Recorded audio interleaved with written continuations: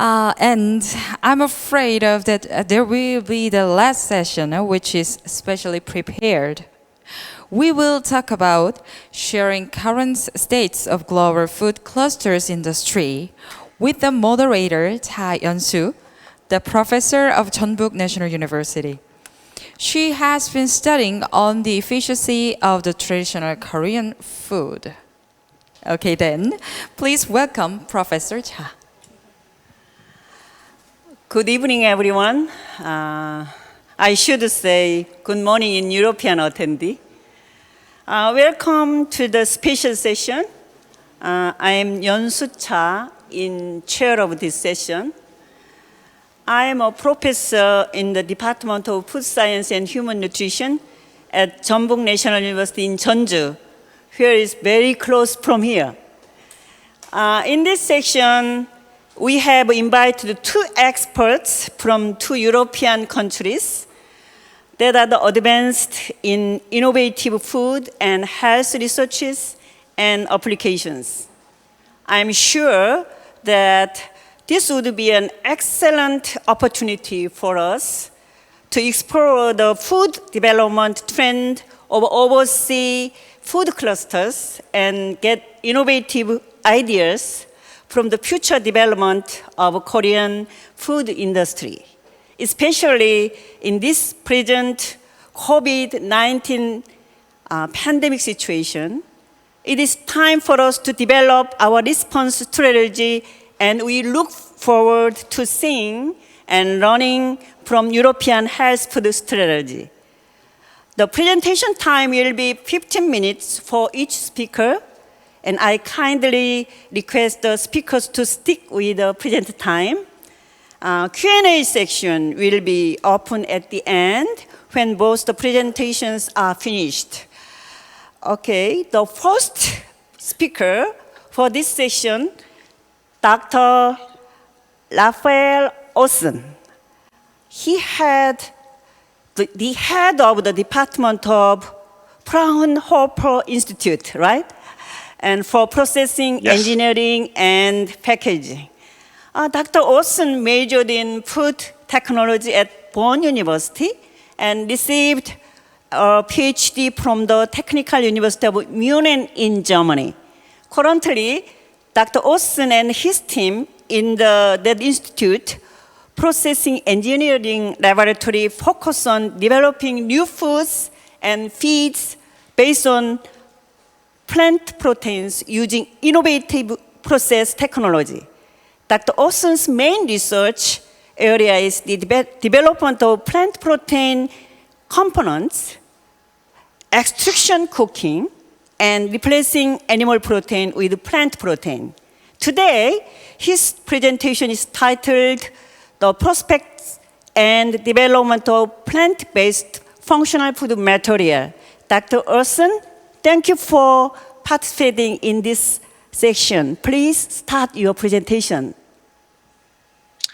Thank you very much for this great introduction. So this leaves me not more to say about myself. This is great. Thank you for the organizers. My name is Rafael Osen, and I'm delighted to be part of this conference.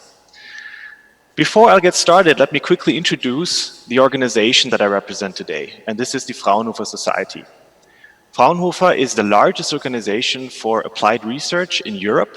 We have about almost 26,000 people staff, 2.3 billion financial volume, and we have more than 70 research institutes that are spread mainly in around Germany, but also with subsidies worldwide. The topics that we cover, they span from automobile all the way to health and security. Now, for my talk today, the topic of food development falls under the health and environment research field.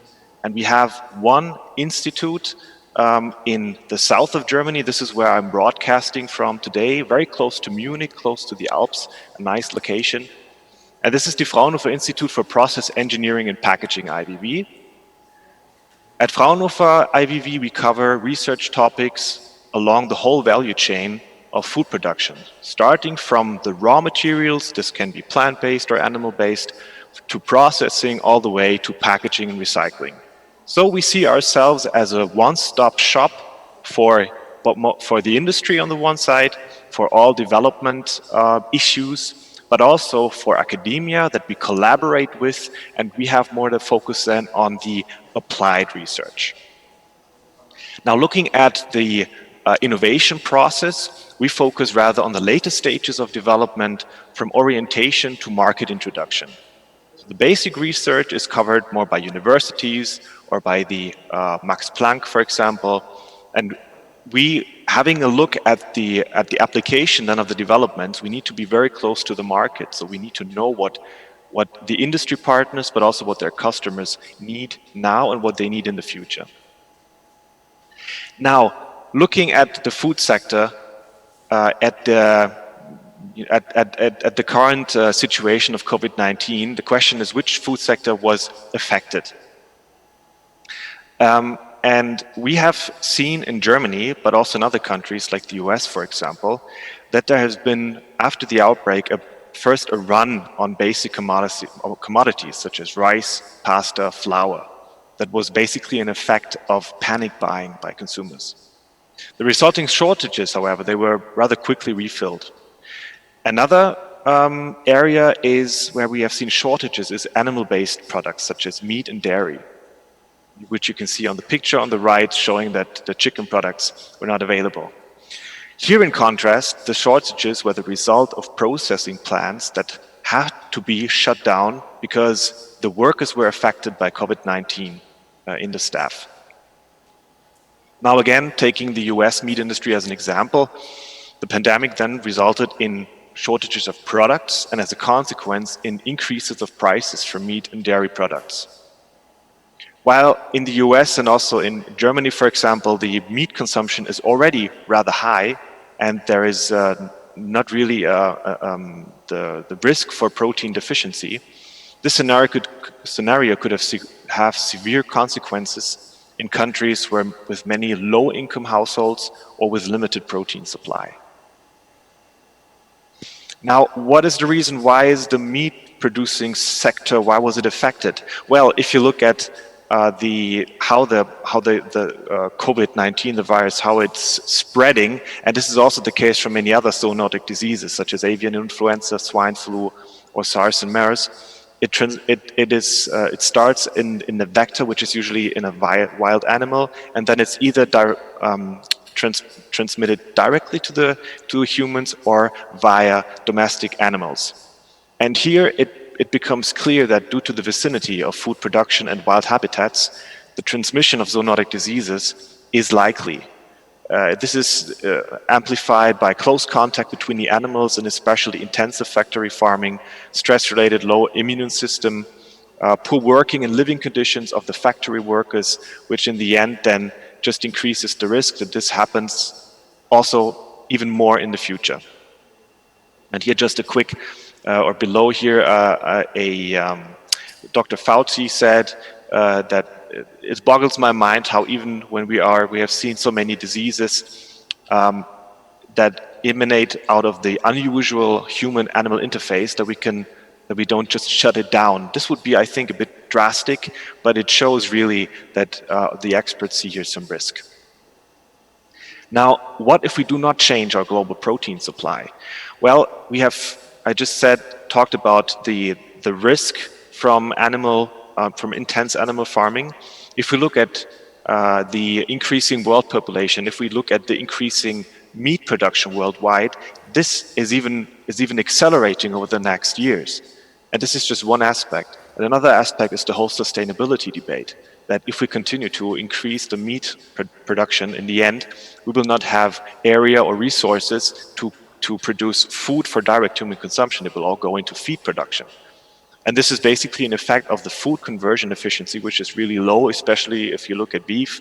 You need about 7 kg of plant protein matter in order to produce 1 kg of animal meat. So this shows that we need to have a system that is more efficient. And the obvious step is by using plant protein directly and making products out of this. Now, what if we do change now the producing the production systems. How could meat consumption look like in 20 years from now? And this is on the left side a graph that from the United Nations, and it shows that there is a potential that meat production will decrease in favor of alternative protein sources. And this can be vegan meat replaces based on plants. It can be cultured meat. Whether cultured meat will really increase that much, I am a bit skeptical, but we see here that there is a potential and most likely this will happen. So we see a big potential also for the whole food producing sector to have a change, a shift now to look more into plant proteins, into the potential of alternative proteins in general to really contribute for a more sustainable, but also a more safe and a more resilient production situation in the future. Now, I'll give you a quick overview of the protein sources that can be used. It is already quite known, and there are already many sources available based on plant proteins, which are usually produced by extraction of proteins from terrestrial or marine sources. Soy as one example. There are also non-animal cell cultures, and here especially fungi is, I think, a really interesting protein source that can be produced in high scale and then used as a protein source. There's also recombinant proteins, which is the creation of individual animal proteins. And one example is the production of the development of heme, which is a molecule that can be used in plant-based burgers to get this kind of meaty, bloody almost mouthfeel and a taste in the products. Then there are also animal cell cultures that I already talked about before, as well as edible insects as one alternative protein source. Now, if we look at which one are the best to choose for product development, it's interesting to look at of course, at the price, but also at the protein digestibility. So how much of the protein that is ingested, how much is really then in the end arrives for building muscle mass, for example. And in this graph, it shows that the meat products are usually a bit in the middle. So and a lot more expensive until now is cultured meat or insect protein. Rather cheap, rather affordable are the plant-based products, and they're already available right now. And looking at the protein digestibility is also interesting to see that they rank really high, soy as an example. But even pea that ranks a bit lower in the protein digestibility, if you combine it with other protein sources, for example, from cereals, you get a balanced amino acid composition and in the end, a high protein digestibility. So this is why our approach is to start with plant proteins that are already available. The pulses, for example, accumulate protein up to 40%. So it's rather simple to extract these. There is a great variety of beans, lentils, lupins, peas that have not been used until now. So our approach is to start with the low-hanging fruit, start with the plant proteins. They're also very easy to tell the consumer. And here I will give you some examples of how to do this. So I will talk about, as an example of meat alternatives, of course, there's also dairy alternatives. There's yogurt, there is cheese, but I will focus here on meat. How to achieve a meat substitute with really meat-like properties? Because in the end, the product has to be tasty in order to give the consumers the satisfaction that they get from eating animal-based products. So you start with the plant raw material and you have a final product. What do you need for that? And here, the consumer expectations, they are increasing because meat has a very high standard and really high taste qualities. So the appearance and the cooking behavior should be similar to meat. It should have no plant protein. It should have plant protein sources that are easy to communicate. So GMO, allergens, this is always a bit tricky. It should have sensory properties that are really appealing. The ingredients list should be as low as possible. There should be high nutritional values and a long shelf life. So these are really high expectations that are present for a meat-like product. How to achieve this? Well, we see the key here in the technology for integrated protein processing, modification, and application. And what this means, this is what I show you here on the next slide. This is the roadmap for successful product development. This is a slide that I adapted from our great colleagues at the GFI in the US. So basically, it is important to have an application in mind, have a product in mind, let's say a burger, and then already think of the protein source selection, which protein source works best for the final product. And here, it should have a neutral taste, it should have maybe a regional sourcing, it should be allergen-free, GMO-free. The next step is then getting the protein out of the plant and then modifying the protein that it really works best in the final application. This can be done by extrusion, this can be done by fermentation, for example.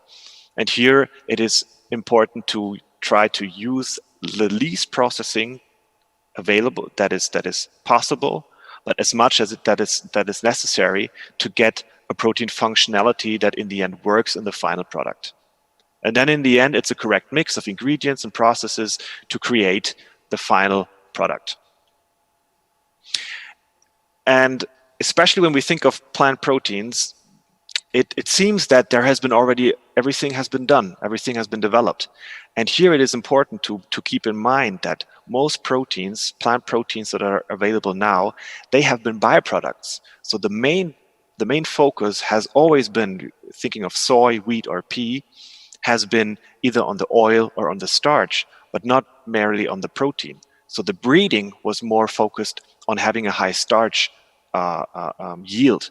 Now, if we would start with the breeding and focus already on how to achieve the best protein functionality, or the highest yield, then there is still a lot more potential to improve the protein quality. This is in the end very important if you think of protein functionality such as gelation for sausages, solubility for drinks, emulsification for mayonnaise, for example, or foaming abilities. Now, focusing more on the categories of meat substitutes, I think it's very interesting to look at what has already been developed during the last years. And here you see an image of different different categories.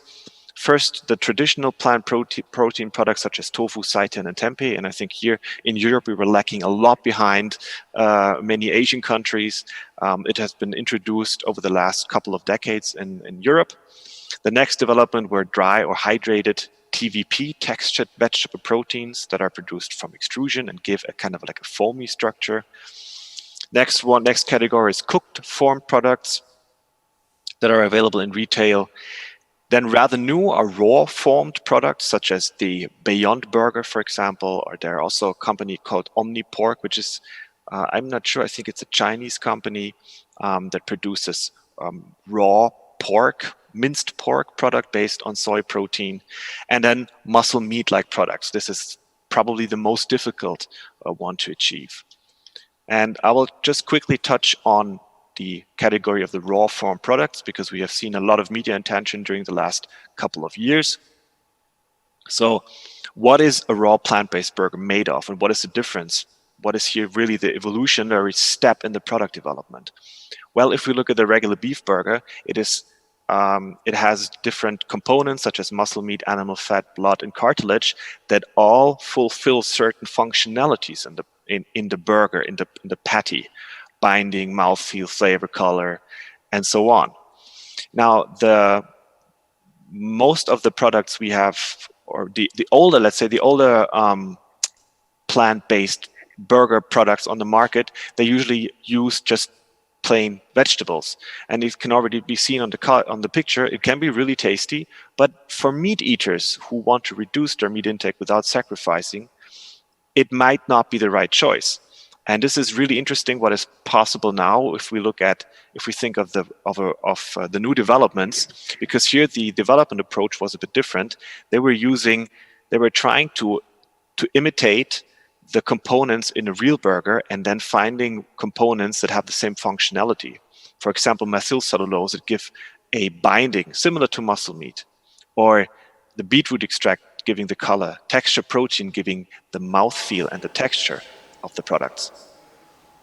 And it becomes clear that especially for meat patties, the texture and the mouthfeel is very important. So looking at the texture protein, how is it produced and what can be done also in the future. So the process is not a new process. It's the textured vegetable proteins are produced by a process called thermoplastic low moisture extrusion, which is basically a process using an extruder, which is a machine with 2 rotating screws that can transport the product and can create high pressure, high temperature, and then push the raw material out of a small die that causes the protein mass to expand and to form a sponge-like textured foamy product. Usually soy is used for this, but there are also many other raw materials that can be used that are not available until now. Pseudo cereals, for example.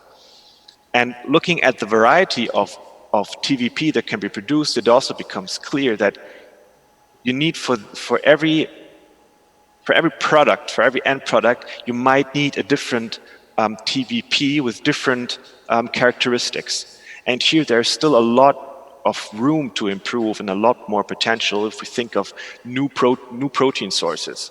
So that in the end, we are able to, for example, create a burger that is based on mushrooms or that is based on a combination of let's say, quinoa and beans, and every time getting a little different characteristics so that you can choose which product you want to have. Like you can already choose if you want to have a beef or a pork or a chicken burger. So this is the goal that we see in the future. And we have a very interesting project here together with Professor Han from the University of Korea, where we look into the development of TVP with a Korean view, Korean look, Korean glasses, which raw materials would make sense from the Korean perspective, and how can we work together here and create some TVP products that would work in a Korean style dish. So this is a project that we are working since this year and going very well. Now, just to very quickly hop into I would say the newest form category of meat alternatives, which is muscle meat-like products. Why is this so difficult? Well, if we look at the animal meat structure, it's all composed of muscle tissue, which is in the form of a fibrous structure. And this, in the end, then creates this fiber structure that you see in steaks and chicken, in fish as well. And if we look at conventional plant protein products such as tofu or seitan, this is very different because this is a gelled, a uniform network, which never gives you a mouthfeel that you are used to from animal meat. So we need a technology that can transform the plant-based globular proteins into an elongated state that in the end gives you an anisotropic structure that gives you the mouthfeel of meat. And this is an example of an image of a chicken meat. This is a microscopic picture, and on the right side is the textured pea protein, and it can be seen that it's already possible to create these kinds of anisotropic fibrous texture. And again, this has been done by an extrusion process. In this case, it's a high moisture extrusion process. It works a bit different. We work with high moisture contents and with a long cooling die. So basically the protein mass is heated and it is not expanded, but it is cooled down in a long cooling die, which results in a certain flow profile that is established in the cooling die. At the same time, the product solidifies, which you can see here on the right side of the picture. And this solidified flow profile in the end then gives a certain texture that can then be used to create a more like a beef cut or a chicken cut or a pork cut product. We were very happy that we could use our results from research projects and found a company together with some partners, which is the company Amidori. They are already on the market since a couple of years, and they are producing now plant pea pea protein-based high moisture products on the German and on the European market. And I think this is a good example of that it is possible to bring research in the plant protein field into the market. There is a market there, and I think there's a lot more possibility in the future.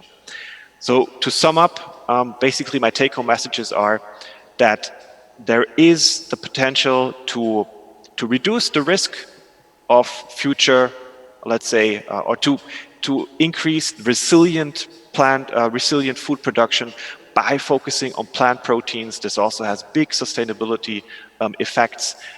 There is still a lot of room for developments. It is important to look at the whole value chain from the raw material, from the seed, all the way to the final product. And this makes it possible to have developments that in the future will give the consumers the choice. If they want to choose an animal-based product or if they want to choose a plant-based product, they're free to do, and they don't have to sacrifice on taste and flavor. So with this, I would like to end my talk, and I thank you very much again for the invitation, for the attention, and I hope that next time I can be present in Korea as well. So thank you very much. Thank you very much. It was a very informative talk. First of all, thank you for the introducing your institute, and thank you for the insightful presentation on the relationship between the food sources, the epidemic conditions, and how the food industry can contribute to prevent those situations. Let's move. Today's second and final speaker is Jeroen Wouters. Is it pronounced okay? Jeroen Wouters. Yeah, you did a job there. Yeah, thank you. Yeah, he holds a PhD in food microbiology from the University of Wageningen in the Netherlands. And currently he serves as the director of International Food Valley, Netherlands. Dr. Wouters is a personalized nutritionist who aim to provide foods and services for meeting the nutritional needs for each individual. His presentation for today is titled Shaping the Future of Food. Welcome, Dr. Wouters. Thank you so much for participating in this section, and please start your presentation now. Thank you very much, Kim. It's a great pleasure and honor to be participating in this event. Thank you very much for the invitation. And also, while it's digitally, it's a great pleasure to participate and to connect with you and also for the audience. So good afternoon to you, I guess, right? I will briefly touch upon the activities also just outlined by the chairperson. We'll briefly introduce Food Valley, then also a little bit of the consequences of COVID-19, and then with the focus on food and health, in that also touch upon personalized nutrition.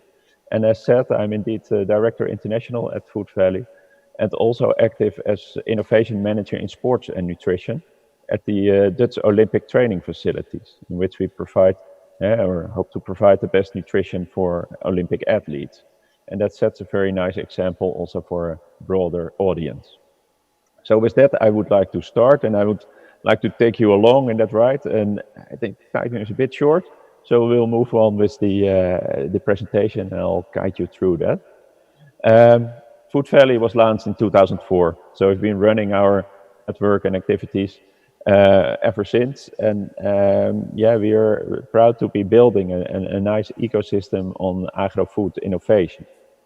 And here it gives a bit of a complex picture of the activities that will run in the coming years, the Food Valley 2030 program, in which we continue with building upon our experience to further stimulate innovation in food. And I won't really not go into detail of all the aspects in it, but we will have various functionalities and further thematics I will address in a moment.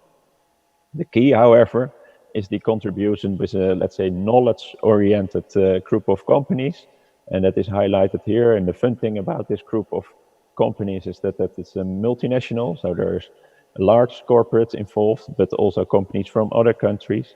And there is a nice mix of startup or entrepreneurial smaller companies with these larger companies, but also with knowledge suppliers, but also on the other hand with investors and banks.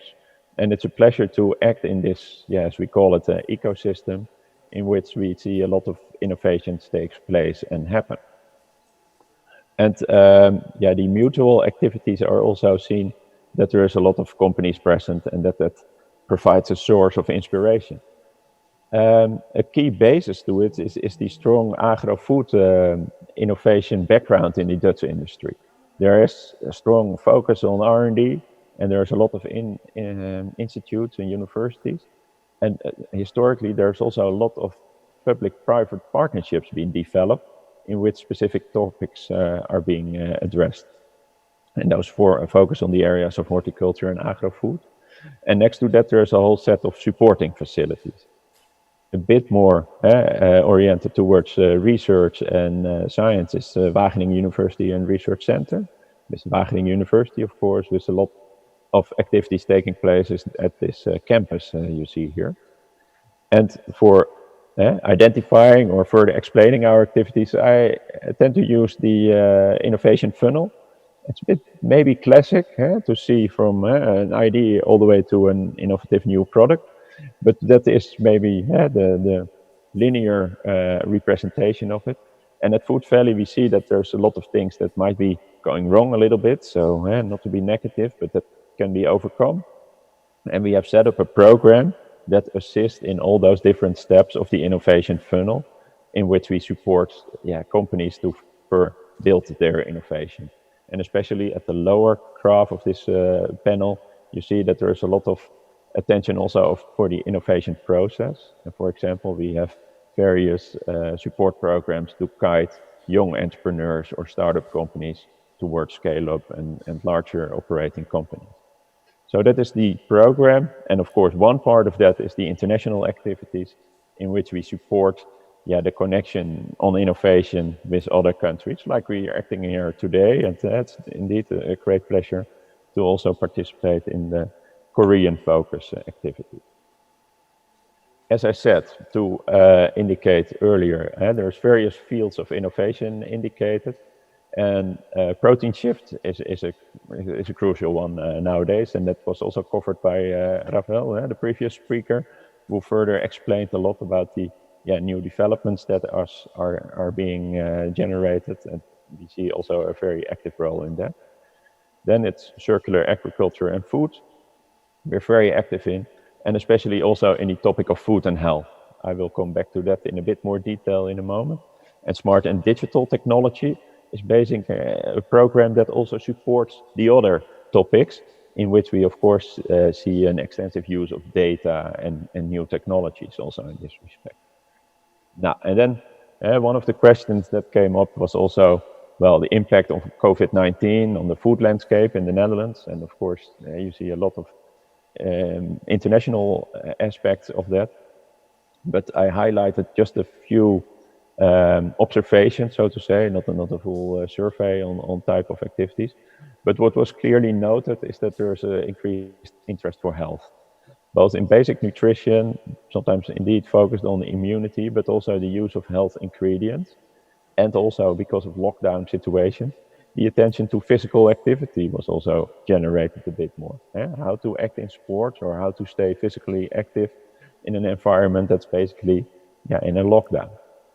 We saw an increase in at-home cooking, so meal preparation, and therefore also basically a plus at the retail, and also followed by home delivery and online shopping principles. But on the other hand, you see a very tough time for out-of-home eating in all the various locations that can be seen: restaurants, bar, company restaurants, or restaurants around public transport facilities, etc., catering facilities. They are having a hard time and still are. And that is, of course, also a crucial part of the food intake of the individuals. And there's on one hand, of course, a tough time. On the other hand, I thought I bring this picture. There's also some creativity in that. Here you see the maybe known Dutch greenhouses, and those are now serving in Amsterdam here as a place to meet in person and pretty private, let's say. But of course, there's a big consequence in that. Now, another aspect is that there is a lot of attention on food and health, and the health aspect of food products. And we see that also taking place in the activities in personalized nutrition. And I would like to share some insights of that with you, and then that provides hopefully some further insight. And I like this graph, maybe a bit complex sometimes, but it is that you see different trends taking place. And on one hand, you see the biomarkers, and people are more interested, but are also more able to analyze various biomarkers. Normally, that would be maybe more in a medical or a setting, but nowadays you see that a bit more reflected also in day-to-day practice. For example, by using those wearables, and I'm also using here a few wearables to monitor step counts and also heart rate variability or blood pressure. All those type of tools are a bit more available to the audience. And some of them, of course, have a clear connection also with nutritional quality or nutritional status. So we see a lot of developments there. For example, also continuous glucose monitoring in blood that comes from diabetes patients, but it's so applicable in other situations. Now, and then a key aspect still on the developments is products and ingredients. We see a lot of ingredients also derive in that specifically target the needs of certain patient groups or certain other groups like maybe allergy oriented. So the fine-tuning of those products and ingredients is going in much more detailed toward a target group or an individual person. And their dietary advice is developing also very rapidly because those are utilizing also much more digital tools nowadays. Whereas normally a classical advice would be a consult with a dietitian. Nowadays there's much more to be analyzed via food intake monitoring apps, for example. And I will show you an example of that later on as well. So you see a shift from, in this trend of personalized nutrition, from target group nutrition, historically from infants towards age groups, elderly or patients groups, but then much more directed towards personalized nutrition, so the individual level. Now, and I'm personally involved in quite some activities in this field. And one of those examples is the public-private partnership, an example of what I mentioned earlier, called E2Move, in which there's a lot of focus on innovation in nutrition for sports, but also for care situations. And here, multiple partners are acting and collaborating together to find new solutions in that. And that's both from academia, from education, from companies, and also practice of sports guidance. And at that location, which is referred to as Sportcentrum Papendal, the Dutch Olympic training facilities, we see that we have a sort of a hatchery for a lot of new ideas in sports and nutrition. And there's a lot of examples of products, cooking methods, an app, which I will explain, but also biomarker analysis, quality of sleep in combination with nutrition for recovery, etc. And I will give you a few examples to illustrate that. And here also we see an example of vegetable-based proteins. And of course, historically, sports people, especially elite sports people, are pretty much focused on animal-based nutrition and a lot of dairy. But also there you see there's an openness to make combinations in other products. And we have been involved in various developments to also include or think of nice versions of plant-based proteins. And here, for example, with burgers based from quinoa and algae. Various concepts can be tested, and we can also provide feedback from the elite athlete perspective to it.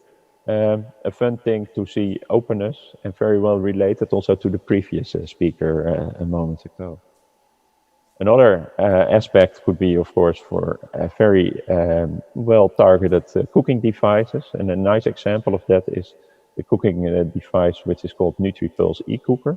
That's a cooking system based on pulsed electric fields, and that is provided by IXL, a company in the Netherlands. And that is cooking and preparing foods for a specific person in a few minutes. And that's it at the kitchen scale, but also at a larger kitchen, for example, the one in the Olympic training facilities. And it's ready to be served, but it also gives a different aspect of maturing the food and making it ready for consumption. A very interesting device, only in a few minutes cooking. And as the digital tools, I would like to share with you the Papendal nutrition app, which is also highlighted here. You see that on the smartphone over there, probably a Samsung.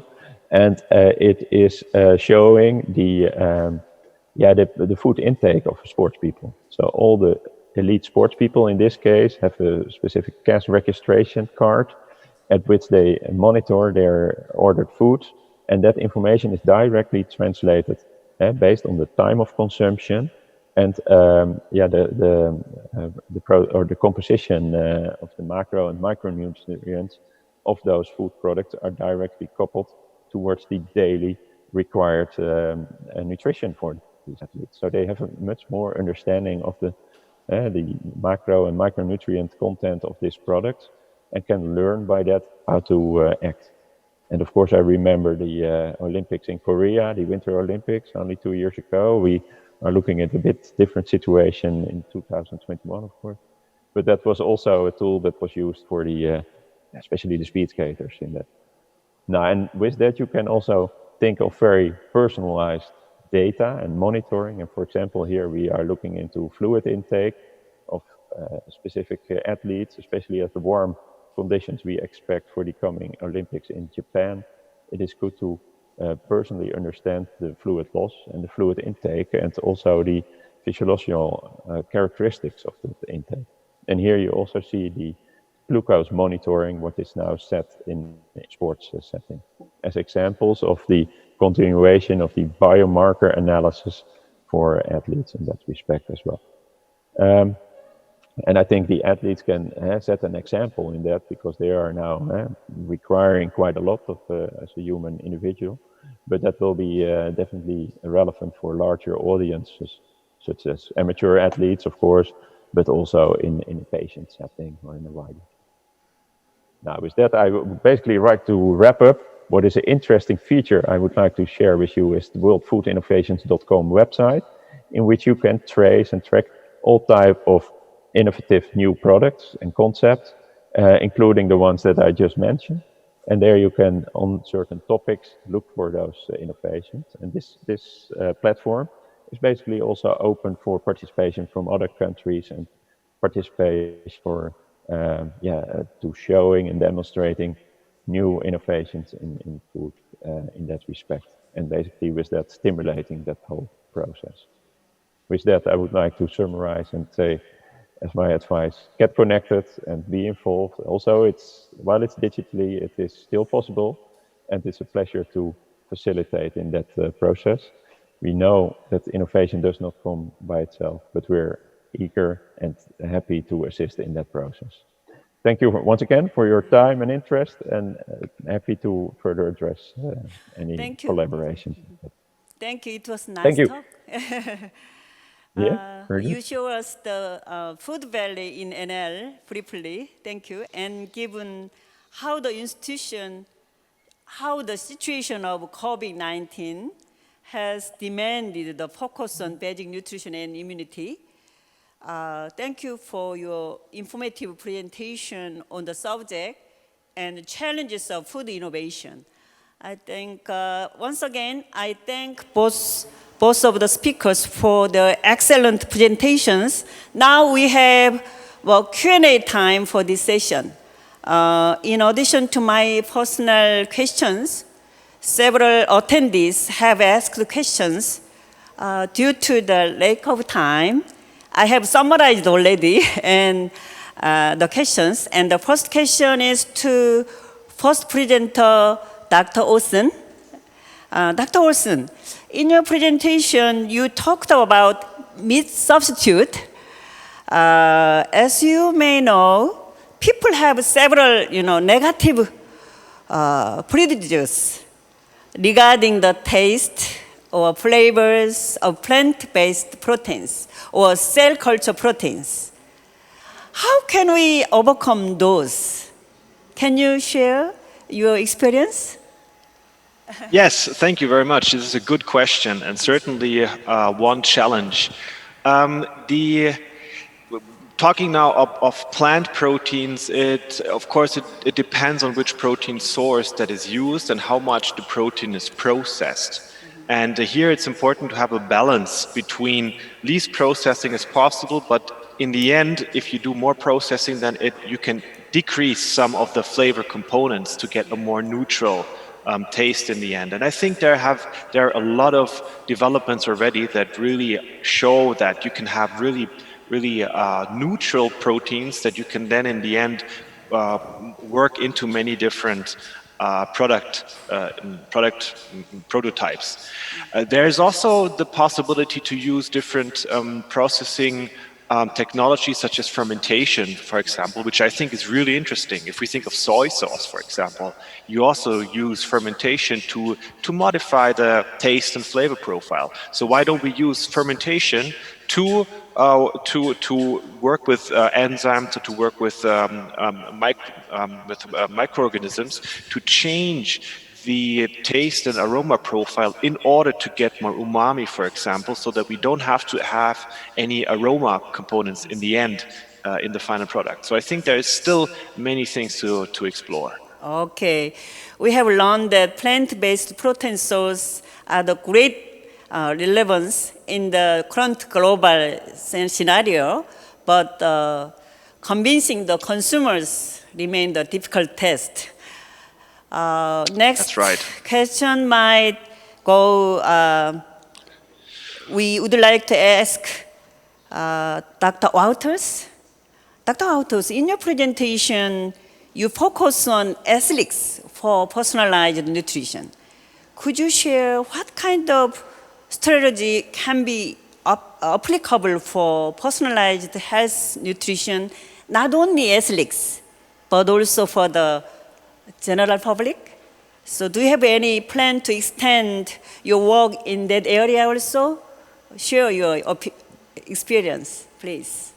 Yeah, perfect. Thank you very much for the question. Yes, for athletes, of course, there are individuals that are fully focused on the results they have to perform with their body, and they are thinking along the lines of training and recovery and performance. But I think we see that in much more target groups. Of course, you see a clear connection to amateur athletes that are maybe performing at a bit lower level, but are still very active and combining that often with a work day. And there the food sports nutrition industry is taking a full effort upon. But for example, the app we demonstrated that is coupled to a cash registration system. And that cash registration system is also available for multiple other locations. For example, for registration of meals at company restaurants. And then that can be combined with the app also to provide these individuals a bit more understanding of where food take is bringing them. And I think that is a very important part, that it is education also, and understanding what food intake is. And that is much more broader relevant. And of course you see patient groups or very specific physical actively jobs also looking into this. For example, army or fireman or police type of jobs. Okay. I think personalized nutrition is a new era in nutrition area, includes tracking the nutritional status of each individuals and giving them adequate diet recommendations and advice. So I think it's, thank you again, Dr. Wouters and Dr. Oyen. And this brings us to the end of this section. It was definitely a meaningful time to reconsider the challenges in Korea's health food industry, considering the examples from those advanced European countries. Once again, I thank both speakers, Dr. Osen and Dr. Wouters, who contribute to this excellent section. I also thank all the attendees. Thank you so much. Bye. Bye-bye. Thank you, Professor Bye-bye. Cha, and to speakers for sharing your valuable thoughts for this last session. Wow, thank you very much again. And now, I'm afraid to say that it's time to wrap up this conference. But through this conference, we can take the opportunity to think about how to overcome the crisis of COVID-19 pandemic. Korean says, opportunities are found in times of crisis, and we should be able to turn lemons into lemonade. Let's try to welcome this opportunity to make better human life, overcoming COVID-19 crisis. And we hope that the role and challenge that we have will be responsible for the future of Korea food industry and create a healthy life for humanity. Thank you for your support and interest. And thank you for joining us at the very end of the conference today. Thank you.